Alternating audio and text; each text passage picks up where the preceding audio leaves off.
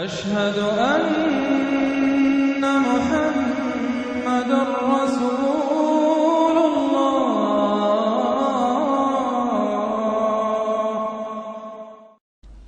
اعوذ باللہ من الشیطان الرجیم بسم اللہ الرحمن الرحیم یا ایہا الناس اتقوا ربکم الذی خلقکم من نفس واحدۃ وخلق منها زوجها وبث منهما رجالا كثيرا ونساء واتقوا الله الذي تساءلون به والارحام ان الله كان عليكم رقيبا صدق الله العظيم. رب اشرح لي صدري ويسر لي امري واحلل عقدة من لساني يفقهوا قولي. اللهم ربنا الهمنا رشدنا واعذنا من شرور انفسنا. اللهم ارنا الحق حقا وارزقنا اتباعه وارنا الباطل باطلا وارزقنا اجتنابه. اللهم وفقنا لما تحب وترضى. اللهم آنس وحشتنا في قبورنا وارحمنا بالقرآن العظيم. اللهم اجعله لنا إماما ونورا وهدى ورحمة. اللهم ذكرنا منه ما نسينا وعلمنا منه ما جهلنا وارزقنا تلاوته آناء الليل وآناء النهار واجعله لنا حجة يا رب العالمين آمين. آج ہم اللہ کا نام لے کر سورہ نساء کا ترجمہ اور مختصر تشریح شروع کر رہے ہیں. جیسا کہ میں آپ کو بتا چکا ہوں کہ قرآن مجید میں مکی اور مدنی صورتوں کے جو گروپ ہیں ان میں سے پہلا گروپ 5 صورتوں پر مشتمل ہے. مکی صورت صرف سورہ فاتحہ ہے، حجم میں بہت چھوٹی، معنی میں، مفہوم میں، عظمت میں، فضیلت میں بہت بڑی. اس کے بعد 4 صورتیں جو ہیں وہ مدنی ہیں، بقرہ، نساء، آل عمران اور مائدہ. اور یہ جو 4 صورتیں ہیں یہ دو صورتوں کے 2 جوڑوں کی شکل میں. سورۃ البقرہ، سورۃ آل عمران، یہ الزہراوین، خود حضور نے ان کو ایک نام دیا مشترک، اور ان میں جو مناسبتیں ہیں، مشابہت ہیں، وہ تفصیل کے ساتھ ہمارے ترجمے کے دوران سامنے آتے رہی ہیں. نسبت زوجیت کس اعتبار سے ہے، ایک دوسرے کی تکمیل کس پہلو سے کرتی ہیں، یہ بات بھی سامنے آئی.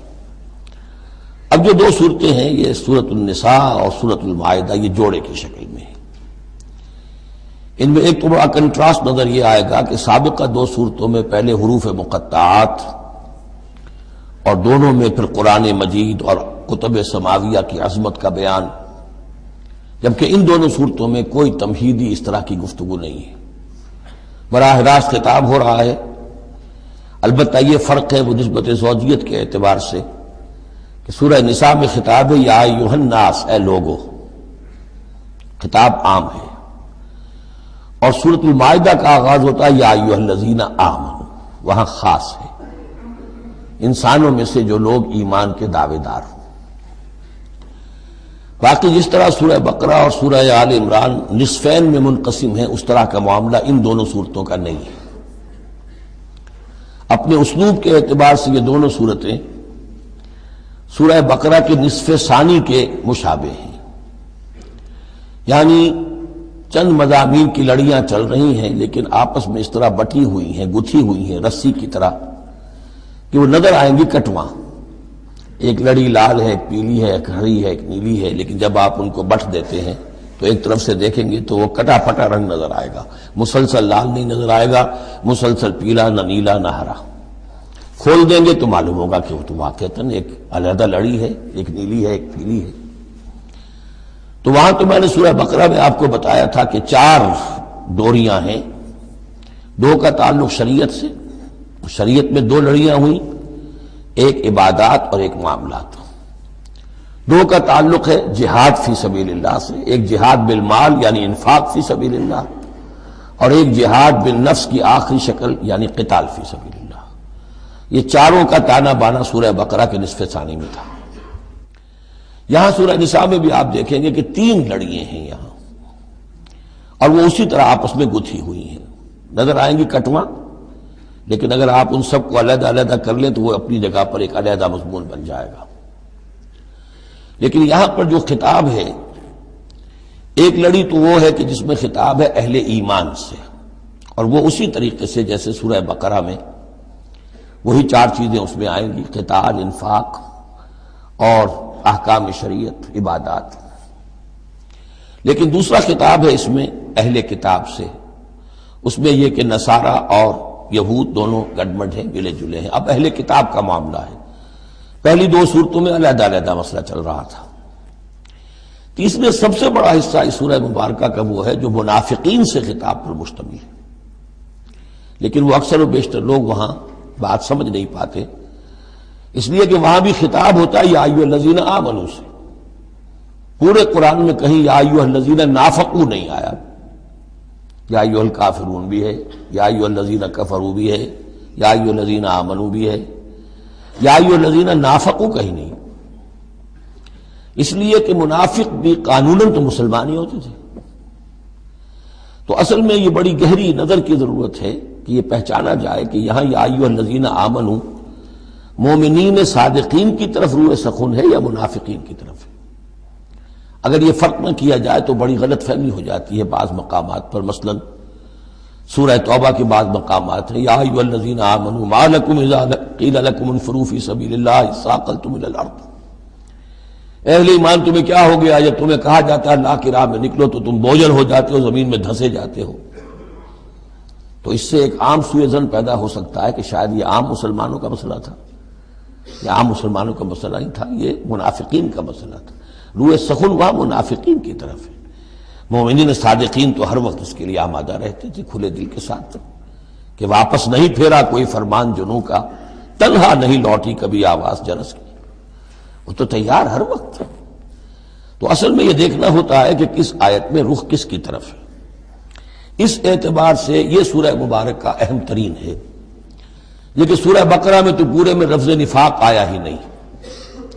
یہ حکمت خداوندی ہے کہ اس مرض کو پہلے چھپا کے رکھا ہے، کہ علامات تو بیان کر دی کہ یہ بیماری ہے، تاکہ جو بھی متنبہ ہو جائے وہ اپنے علاج کی طرف متوجہ ہو جائے۔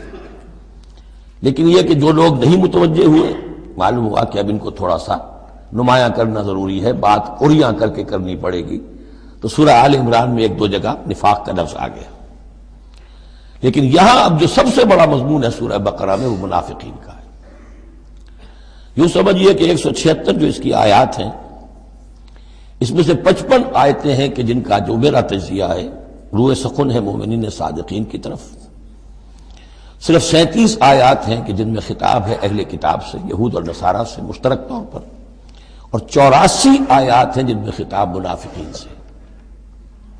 لیکن وہی بات جو میں نے عرض کی کہ جہاں بھی ان سے بات ہوگی یا ایھا الذین آمنوا کے حوالے سے ہوگی، اس لیے کہ ایمان کے دعوے دار تو وہ بھی تھے، منافق تو وہی ہوتا ہے کہ جو دعویٰ کرتا ہے ایمان کا، چاہے وہ شعوری طور پر منافق ہو چاہے غیر شعوری طور پر منافق ہو، لیکن یہ کہ دعوی ایمان تو اس میں موجود ہوگا۔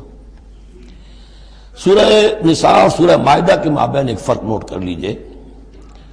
انسانی تمدن میں سب سے بنیادی چیز جو ہے وہ ہے معاشرہ، اور معاشرے میں عورت اور مرد کا تعلق، اور نمبر 2 جو معاشرے میں کچھ کمزور طبقات ہوتے ہیں ان کے لحاظ کا خیال، ان کے حقوق کا لحاظ کرنا۔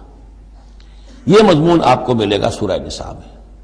آئلی قوانین تفصیل سے آ چکے سورہ بقرہ میں، جو رشتہ جڑتا ہے ایک مرد اور ایک عورت کے مابین ازدواج کا، جس سے کہ پھر خاندان وجود میں آتا ہے، تو وہ جو سب سے بنیادی یونٹ ہے معاشرے کا، اس کی جڑ بنیاد کا تو سارا تفصیل سے معاملہ آ چکا ہے سورہ بقرہ میں۔ سورہ آل عمران اس اعتبار سے منفرد ہے کہ اس میں شریعت کے احکام نہیں ہیں سوائے اس ایک حکم کے جو سود کے بارے میں آیا ہے، لا تاکلوا الربا اضعافا مضاعفا، کوئی اور احکام شریعت جو ہے اس میں نہیں۔ لیکن یہاں اب آپ کو جو تمدن کی معاشرتی سطح کے اوپر خاص طور پر جو دبے ہوئے پسے ہوئے طبقات تھے اس معاشرے میں، ان کی ایمینسیپیشن، ان کو اوپر اٹھانا، ان کے حقوق کی طرف متوجہ کرنا، یہ آپ کو نظر آئے گا۔ پھر اس معاشرے کے اندر سیکس کا معاملہ، اگر سیکشول انارکی ہو تو تباہی پھیل جائے گی، تو اس میں ابتدائی اقدامات جو ہیں وہ اس صورت کے اندر آئے ہیں۔ سیکس ڈسپلن کیسے امپوز کرنا ہے مسلمانوں تمہیں اپنے معاشرے کے اندر، بے راہ روی سے کیسے ڈیل کرنا ہے۔ تو اس طریقے سے تمدن کی جو بنیادی جو منزل ہے اس پر گفتگو ہو رہی ہے۔ سورہ مائدہ میں جا کر پھر جو تمدن کی بلند ترین منزل ہے ریاست، اور یہ کہ پھر اعلیٰ سطح کے اوپر عدالتی نظام، چوری ڈاکہ وغیرہ کا سد باب، اس کے لیے کیا حدود ہیں، اس کے لیے کیا تعزیرات ہیں، یہ بھی آگے آئیں گی۔ باقی سورہ نساء میں جیسے ہے ویسے ہی سورہ مائدہ میں بھی اہل کتاب سے بھی آخری خطاب ہوگا۔ تو جیسا کہ میں نے عرض کیا تھا کہ یہ پہلا گروپ جو ہے اس میں دو لڑیاں ہیں، ایک ہے یہ شریعت کا گروپ ہے، شریعت شروع ہو رہی ہے، بلو پرنٹ اس کا سورہ بقرہ سے، اس کے تکمیلی احکام سورہ مائدہ میں، اور دوسرا اس میں خطاب ہے اہل کتاب کے ساتھ، وہ بھی تدریجاً بڑھ کر آخری باتیں وہ ہے کہ جو پھر سورہ مائدہ میں ہمیں ملیں گی۔ بس اتنی تمہید، اور اس میں بھی خاصا وقت صرف ہو گیا ہے۔ یا ایھا الناس اتقوا ربکم الذی خلقکم من نفس واحدۃ۔ اب دیکھیے معاشرتی مسائل کے ضمن میں گفتگو ہے تو ایسی بنیادی بات سے شروع کی ہے، اے لوگوں اپنے اس رب کا تقوی اختیار کر لو جس نے تمہیں ایک جان سے بنایا، وخلق منہا زوجہا، اور اسی سے اس کا جوڑا بنایا۔ یہاں یہ نوٹ کرنے والی بات ہے کہ یہاں حضرت آدم کا لفظ نہیں ہے کہ آدم سے ان کا جوڑا بنایا، بلکہ نفس سے بنایا۔ اس میں وہ بات پوری طریقے سے ایکوموڈیٹ ہو سکتی ہے کہ یہاں مراد کیا ہے؟ نوع ایک ہے، جنسیں دو ہیں، بکرا بکری نوع ایک ہے، جنس دو ہیں، ایک ہی نوع سے، اسی نوع سے تمہارا جوڑا بنایا۔ ہیومن بینگز ہومو سیپینز نوع ایک ہے، اسپیشیز ایک ہے، لیکن اس کے اندر ہی سے وہ سیکشول ڈفرینسیشن جو ہوئی ہے اس کے حوالے سے جوڑا بنا ہے۔ یا ایھا الناس اتقوا ربکم الذی خلقکم من نفس واحدۃ وخلق منھا زوجہا وبث منہما، اب یہاں پر مراد ہیں وہی آدم اور حوا، ان دونوں سے پھیلا دیے زمین میں کثیر تعداد میں مرد اور عورت، رجالا کثیرا ونساء۔ یعنی اس تمدن انسانی کو اگر آپ ٹریس کریں گے، پیچھے لے جائیں گے، تو اس کی کامن ایک اس کی بگننگ ہے، ایک انسانی جوڑا آدم اور حوا۔ اس رشتے میں پوری نوع انسانی جو ہے رشتہ اخوت میں منسلک ہو جاتی ہے، اس لیول پر جا کر۔ ایک ہے سگے بہن بھائی، ایک ہے دادا دادی پر جا کر کزنز مل جائیں گے، پردادا پردادی پر جا کر اور ایک لمبا حلقہ ہو جائے گا، چلتے جائیے تو آدم و حوا کی نسل جو ہے وہ جا کر آخر بالآخر ایک پیرنٹس ہیں، ایک کپل ہے، آدم اور حوا۔ واتقوا اللہ الذی تساءلون بہ والارحام، اور اس دیکھیے ایک ہی آیت میں دوسری مرتبہ پھر تقوی کا حکم، اور تقوی اختیار کرو اس اللہ کا جس کا تم ایک دوسرے کو واسطہ دیتے ہو۔ آپ کو معلوم ہے کہ دنیا میں فقیر بھی مانگتا ہے تو اللہ کے نام پر مانگتا ہے، اللہ کے واسطے مانگتا ہے، اور اکثر و بیشتر معاملات جو تمدنی ہوتے ہیں، گھریلو جھگڑے ہوں، ان کو بھی جب نمٹانا ہوتا ہے تو آخر کار کہنا پڑتا ہے کہ اللہ کا نام مانو اور تم یہ بات چھوڑ دو، اپنی عزت سے باز آ جاؤ۔ تو جہاں آخری اپیل کرنی ہے اللہ کے حوالے سے تو اس کا تقوی اختیار کرو، تو یہ جھگڑے ہو گئی نہیں، اس کے احکام پر چلو۔ اس نے سوسائٹی کے مختلف طبقات کے حقوق معین کر دیے، مرد کے حقوق، عورت کے حقوق، رب المال کے حقوق، عامل کے حقوق، مضاربت ہے تو ایک وہ ہے کہ جس کا سرمایہ ہے، اور ایک وہ ہے کہ جو کام کر رہا ہے، دونوں کے کیا حقوق ہیں، کیا اختیارات ہیں۔ اگر ان کی پیروی کی جائے، ان کی پابندی کی جائے تو جھگڑا نہیں ہوگا۔ والارحام، اور رحمی رشتوں کا لحاظ رکھو۔ یہ وہ رحمی رشتہ ہے جیسا کہ میں نے بتایا، والدہ پر جا کر بہن بھائی ایک ہو گئے، دادی پر جا کر ایک اور بڑی تعداد میں ایک ہو گئے، یہ رحمی رشتے ہیں۔ لیکن انہی رحمی رشتوں کو پھیلاتے چلے جائیے تو کل بنی آدم، اور جتنی بھی بنات حوا ہیں وہ سب ایک ہی نسل سے، ایک ہی باپ اور ایک ہی ماں کی اولاد ہیں۔ ان اللہ کان علیکم رقیبا، یقیناً اللہ تعالیٰ تم پر نگران ہے۔ یہ تقوی کی روح ہے۔ اگر یہ خیال رہے کہ میں کسی کی نگاہ میں ہوں، کوئی مجھے دیکھ رہا ہے، میرا ہر عمل اس کی نگاہ میں ہے، چھپا ہوا نہیں ہے، چاہے میں نے سب دروازے بند کر دیے، کھڑکیاں بند کر دی اور پردے لگا دیے، سب کچھ ہو گیا، لیکن ایک آنکھ سے میں نہیں چھپ سکتا۔ ان اللہ کان علیکم رقیبا، اگر یہ مستحضر رہے تو پھر تقوی ہوگا، پھر اللہ کے حکم کی پابندی کی جائے گی۔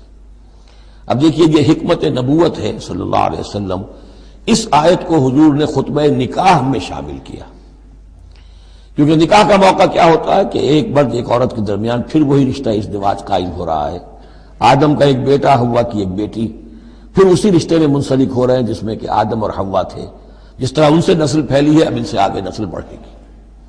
لیکن یہ کہ اس پورے معاشرتی معاملے میں، خاندانی معاملات میں، عائلی معاملات میں، جیسے سورہ بقرہ میں ہم نے دیکھا کتنی مرتبہ واتقوا اللہ واتقوا اللہ واتقوا اللہ، تقوی نہیں ہوگا تو پھر خالی قانون جو ہے اس کے اندر وہ تاثیر نہیں ہوا کرتی۔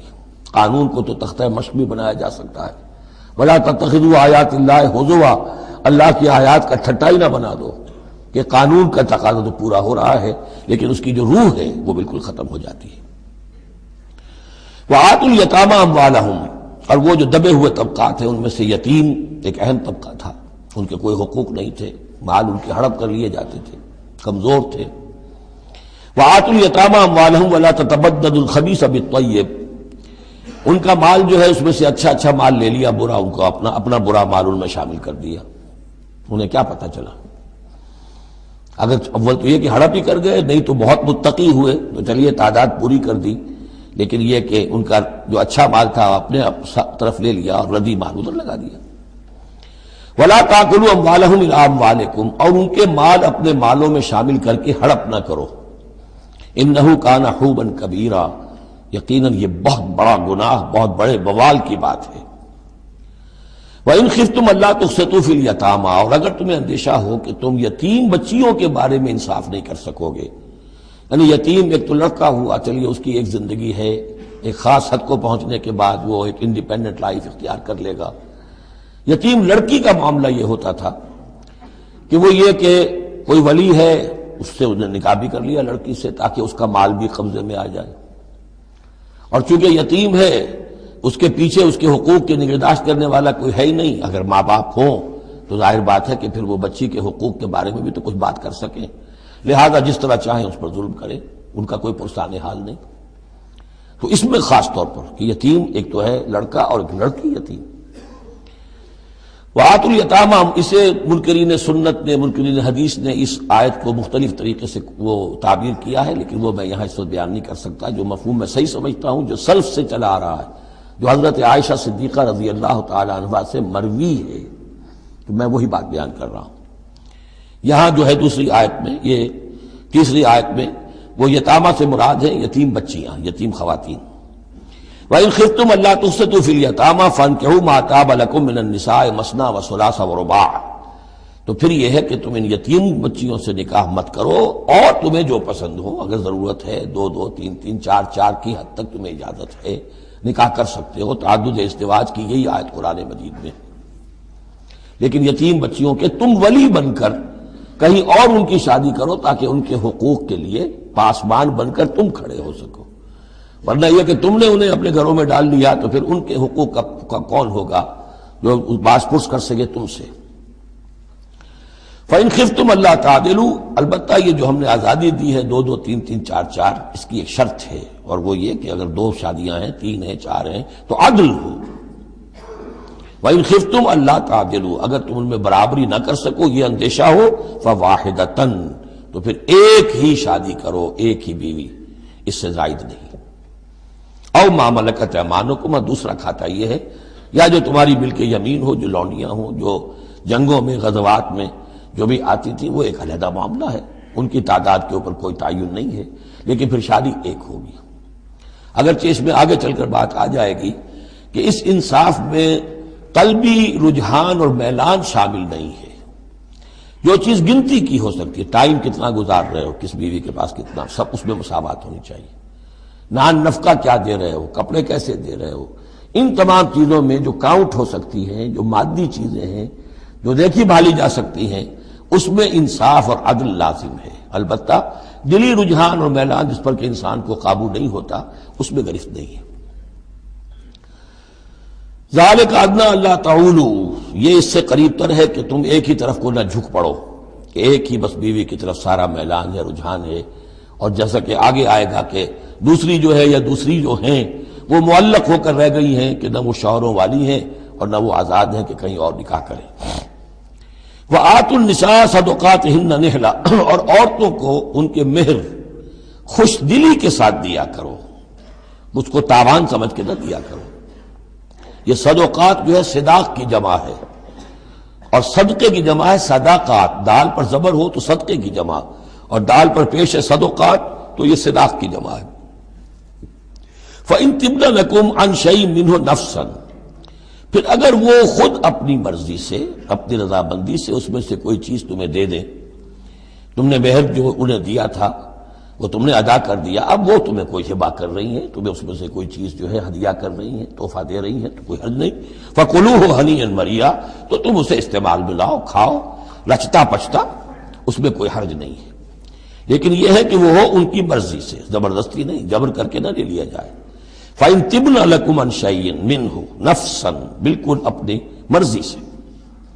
وَلَا تُؤْتُوا السُّفَهَاءَ أَمْوَالَكُمُ الَّتِي جَعَلَ اللَّهُ لَكُمْ قِيَامًا وَارْزُقُوهُمْ فِيهَا وَاكْسُوهُمْ وَقُولُوا لَهُمْ قَوْلًا مَّعْرُوفًا۔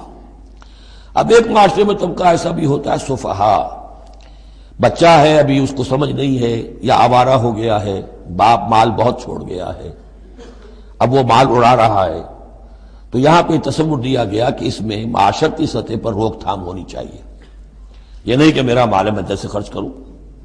تو اموالکم کہا گیا، یہ اصل میں ایک معاشرے کی ایک مشترک سی چیز ہے، مشترک بہبود کے لیے ہے، چاہے انفرادی ملکیت ہے لیکن پھر بھی اس معاشرے کی اس کے اندر مشترک بہبود ہونی چاہیے۔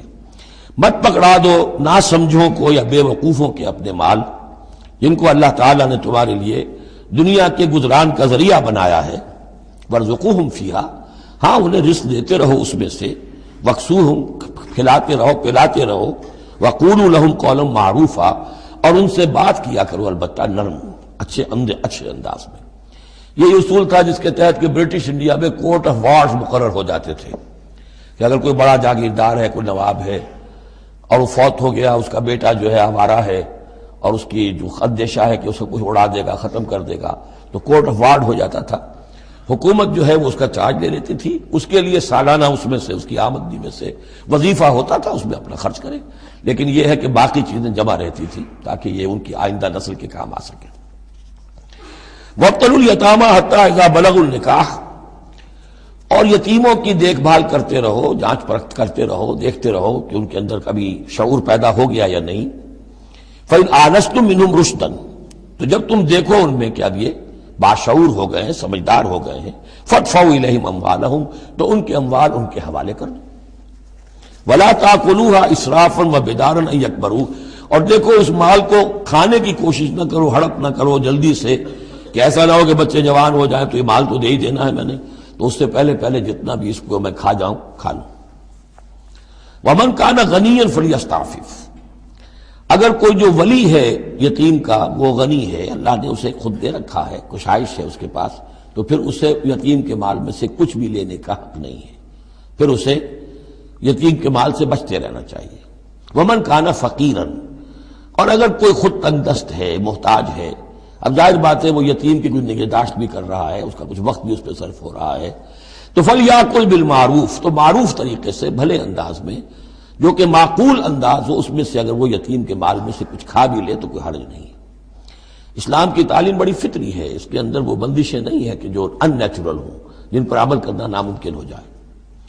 فَإِذَا دَفَعْتُمْ إِلَيْهِمْ أَمْوَالَهُمْ، اور جب تم ان کے مال ان کے حوالے کر دو، فَأَشْهِدُوا عَلَيْهِمْ، تو گواہ بنا لو کہ یہ چیزیں تھیں جو آج کی تاریخ میں میری تحویل میں تھی، آج تک میں نے ان کے حوالے کر دی۔ وَكَفَىٰ بِاللَّهِ حَسِيبًا، باقی اللہ تعالیٰ کافی ہے حساب لینے کے لیے، یہ دنیا کا معاملہ ہے، اس کے لیے لکھت پڑھت شہادت، باقی اصل حساب تو تمہیں اللہ کے ہاں جا کے دینا ہے۔ لِلرِّجَالِ نَصِيبٌ مِّمَّا تَرَكَ الْوَالِدَانِ وَالْأَقْرَبُونَ، مردوں کے لیے بھی حصہ ہے اس میں سے کہ جو ترکہ چھوڑا ہو، جو وراثت چھوڑی ہو والدین نے اور رشتہ داروں نے۔ وَلِلنِّسَاءِ نَصِيبٌ مِّمَّا تَرَكَ الْوَالِدَانِ وَالْأَقْرَبُونَ، اور عورتوں کا بھی حصہ ہے اس میں سے جو والدین کی وراثت ہے، جو انہوں نے ترک کیا ہے، ان کا ترکہ ہے، اور رشتہ داروں کا۔ یہاں پہلی مرتبہ اب عورت کو وراثت کا حق دیا جا رہا ہے، ورنہ عرب کے معاشرے میں عورت کا کوئی حق وراثت نہیں تھا۔ یہاں پہ فرمایا گیا کہ مما قل منہ او کثر، چاہے وہ وراثت تھوڑی ہو چاہے زیادہ ہو، قانون جو ہے اللہ کا اس کو اس کے اوپر پورے طور سے نافذ ہونا چاہیے. نصیبا مفروضہ، اور یہ حصہ ہے اللہ کی طرف سے فرض کیا گیا. اب میں آپ کو نوٹ کراؤں گا کتنی مرتبہ یہ تاکید ہو رہی ہے اس قانون وراثت کی، اور آپ اگر ساتھ ہی دیکھتے رہیں کہ کتنی دھجیاں اس کی بکھرتی ہیں ہمارے معاشرے کے اندر، کوئی اس کا لحاظ نہیں. اور بڑا جو ہمارا خاص طور پر ایک علاقہ ہے کہ جہاں ویسے نماز روزہ بہت ہوتا ہے، تو بیٹیوں کو کوئی وراثت میں کوئی حصہ دینے کے لیے وہ کسی صورت تیار نہیں ہوتے. شریعت کے کچھ چیزیں جو ہیں وہ بہت اہم ہیں، اور شریعت کی یہ چیزیں جو ہیں کس قدر تاکید کے ساتھ آ رہی ہیں، یہ کہتے ہیں یہ رواج کے تحت ہوگا.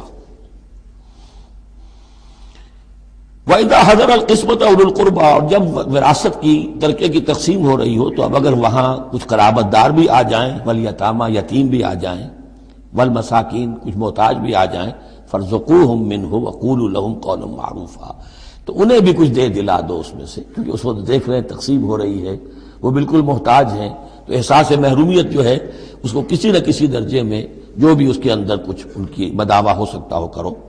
وَقُولُوا لَهُمْ قَوْلًا مَعْرُوفًا، ان سے بات کرو تو بڑے اچھے انداز میں، جھڑکو نہیں کہ ہماری وراثت تقسیم ہو رہی تم کون آ گئے یہاں پہ.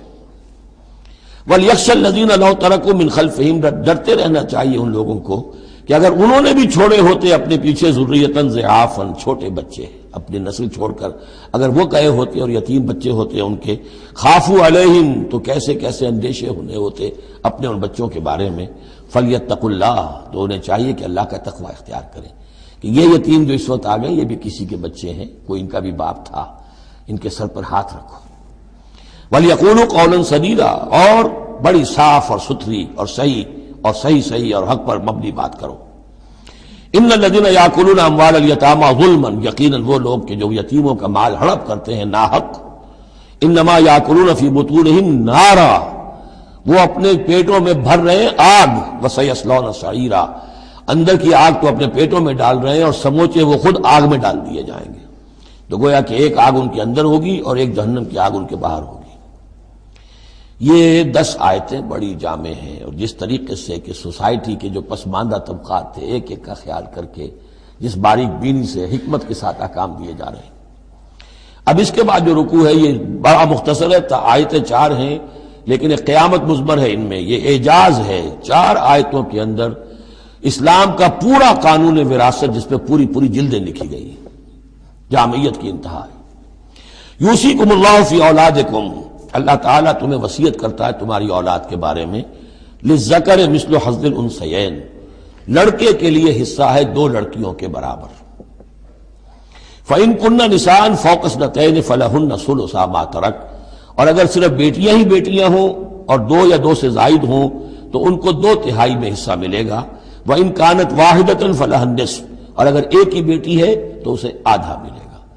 ظاہر بات ہے بیٹا ایک ہی وارث ہوگا تو پورے کا وارث ہو جائے گا، تو جب بیٹی کا حصہ بیٹے سے آدھا ہے تو اگر ایک ہی بیٹی ہے تو اسے آدھی وراثت ملے گی، آدھی پھر اور لوگوں کو جائے گی، وہ ایک الگ حصہ ہے، معاملہ ہے. وَلِأَبَوَيْهِ لِكُلِّ وَاحِدٍ مِّنْهُمَا السُّدُسُ مِمَّا تَرَكَ إِن كَانَ لَهُ وَلَدٌ. اب یہ وراثت میں ایک تو ہے نیچے وراثت بیٹا بیٹی، اور ایک ہے اوپر والد والدین، جب اب وہ بھی زندہ ہے، فوت ہوا ہے کوئی شخص، اس کے والدین یا والد یا والدہ دونوں میں سے کوئی ایک زندہ ہے، ان کا بھی حصہ ہے. وَلِأَبْوَيْهِ لِكُلِّ وَاحِدٍ مِّنْهُمَا، اس کے والدین کے لیے ہر ایک کے لیے ان میں سے چھٹا حصہ ہے اس کے ترکے میں سے، مما ترک ان کان لہو ولد، اگر اس کی اولاد ہے. ایک شخص لا ولد مر گیا ہے تو اور بات ہوگی، اولاد ہے تو چھٹا یعنی 1/3 حصہ والدین کو چلا گیا، 2/3 جو ہے اولاد میں تقسیم ہوگا. فَإِن لَّمْ يَكُن لَّهُ وَلَدٌ، اور اگر اس کی اولاد ہے ہی نہیں، لا ولد فوت ہو رہا ہے، وَوَرِثَهُ أَبَوَاهُ، اور اس کے وارث اس کے والدین ہی ہیں، فَلِأُمِّهِ الثُّلُثُ، تو ماں کو 1/3 اور باپ کو 2/3، وہ مرد کا باپ ماں سے عورت سے دگنا ہو جائے گا. فَإِن كَانَ لَهُ إِخْوَةٌ، اور اگر اس کے بہن بھائی ہو، فَلِأُمِّهِ السُّدُسُ مِن بَعْدِ وَصِيَّةٍ يُوصِي بِهَا أَوْ دَيْنٍ، تو پھر ماں کا حصہ جو ہے وہ پھر اور کم ہو جائے گا، چھٹا حصہ رہ جائے گا سلس کی بجائے، تاکہ باپ کی طرف سے تو پھر بھائیوں کو وراثت جا سکے گی اس کے. لیکن ساتھ فرما دیا من بعد وصیۃ یوصی بہا او دین، وراثت کی تقسیم سے پہلے 2 کام کر لینے ہوں گے کہ اگر کوئی وصیت کی ہے اس وصیت کو پورا کیا جائے، اگر کوئی دین ہے جو فوت ہوا ہے، اس پر کوئی قرض ہے، وہ ادا کیا جائے، پھر جو ہے وراثت ادا ہوگی۔ من بعد وصیت یوصی بہا او دین،